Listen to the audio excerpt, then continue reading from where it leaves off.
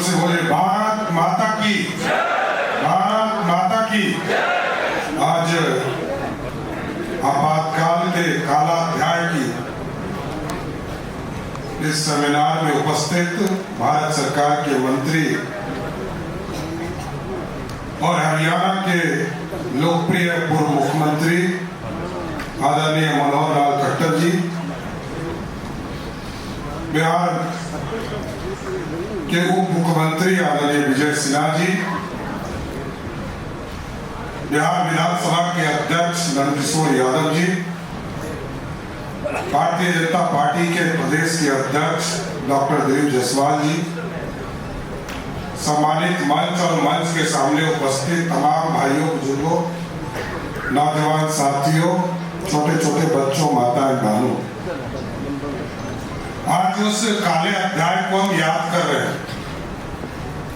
और अभी नंदकिशोर जी ने कहा कि दो ही लोग मंच पर हैं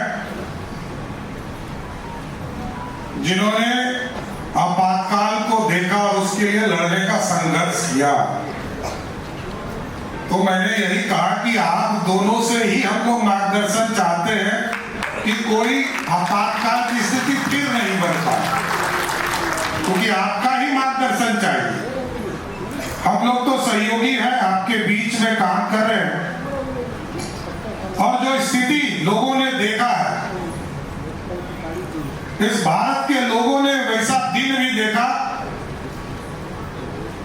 जब पत्रकारों को हजारों की संख्या में जेल में डालने का काम किया। राजनीतिक कार्यकर्ता का कोई बुरा नहीं, तब भी उनको जेल भेजने का काम किया गया। कोई एफआईआर नहीं, इसके बावजूद भी लोगों को जेल भेजने का काम किया गया। और क्योंकि सत्ता बचानी थी, कांग्रेस पार्टी एक ऐसी पार्टी की सरकार है इस देश में जिसने 150 बार राष्ट्रपति शासन दूसरे गैर कांग्रेसियों की सरकार को हटाकर राष्ट्रपति शासन लगाने का काम किया था। और आज देश के यशस्वी प्रधानमंत्री नरेंद्र मोदी जी के नेतृत्व में यह भारत लगातार बढ़ रहा है। बहुत लोगों को अच्छा नहीं लगता, इसमें कहां दो मत है। कांग्रेस पार्टी हो या राष्ट्रीय जनता दल हो या अन्य जो लाल झंडे की पार्टी है, उसका स्पष्ट तौर पर मानना है कि हमारे लिए संविधान है, हम जिस तरह बनाएंगे उसी तरह संविधान चलेगा।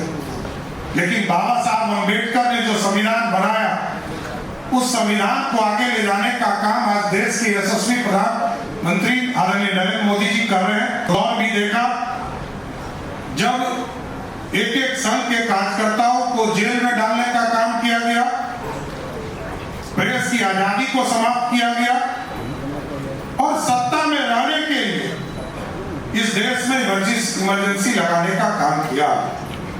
उस काले अध्याय को नई पीढ़ी नहीं जानती, इसमें कई दो मत। नई पीढ़ी को हमें बताना पड़ेगा कि जो लोग आज संविधान की किताब लेकर घूम रहे हैं, उनकी 3 पीढ़ियां, 4 पीढ़ियां, चाहे वो सोनिया गांधी इस देश में सुपर पावर बन के रही हो, राजीव गांधी तो स्वयं प्रधानमंत्री थे, श्रीमती इंदिरा गांधी ने तो पूरी तरह इस देश में इमरजेंसी स्थापित करने का काम किया था।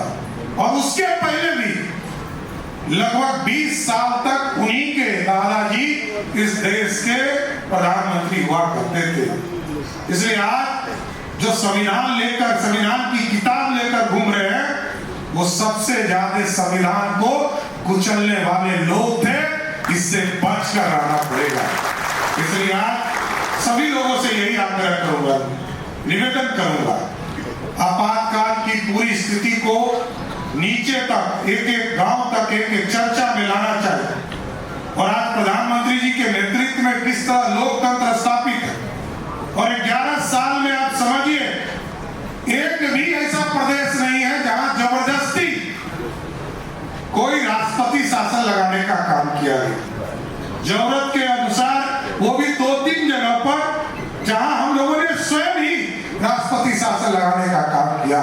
फर्क स्पष्ट दिखता है। एक तरफ जबरदस्ती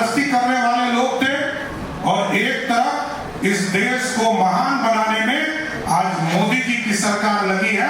और आज भारत दुनिया में जो दिख रहा है उसका मूल कारण है कि आज मोदी जी का नेतृत्व है। और मोदी जी के नेतृत्व में आप लोगों ने देखा किस तरह भारत की अर्थव्यवस्था जो 11वें स्थान पर खड़ी थी, आज यदि लोकतंत्र में सब लोगों का साथ मिला, आज भारत की अर्थव्यवस्था 11वें स्थान से 4थे स्थान पर चला गया। ये मोदी जी करने का काम करे। इसलिए साथियों, सभी लोगों से आग्रह करूंगा कि सभी लोग इस जिले में भी कल से इस कार्यक्रम को 28 तक आदरणीय अध्यक्ष जी ने निर्देशित किया है। 28 तारीख तक सभी जिले में और प्रखंड लेवल पर भी इसकी चर्चा करने का काम कीजिए। आदरणीय मनोहर लाल खट्टर जी अपनी बातों को रखेंगे। मैं भी पूरा समय उनको देता हूं कि बिहार में क्योंकि इमरजेंसी के दौर को वो बताने का काम करेंगे, जो आदरणीय नंदकिशोर जी ने बताया, आगे बताकर बिहार के नौजवानों को भी प्रेरित करने का काम करेंगे और आपातकाल की स्थिति आगे नहीं हो, काला अध्याय नहीं बने, इसकी जरूर प्रेरणा देने का काम करेंगे। बहुत बहुत धन्यवाद।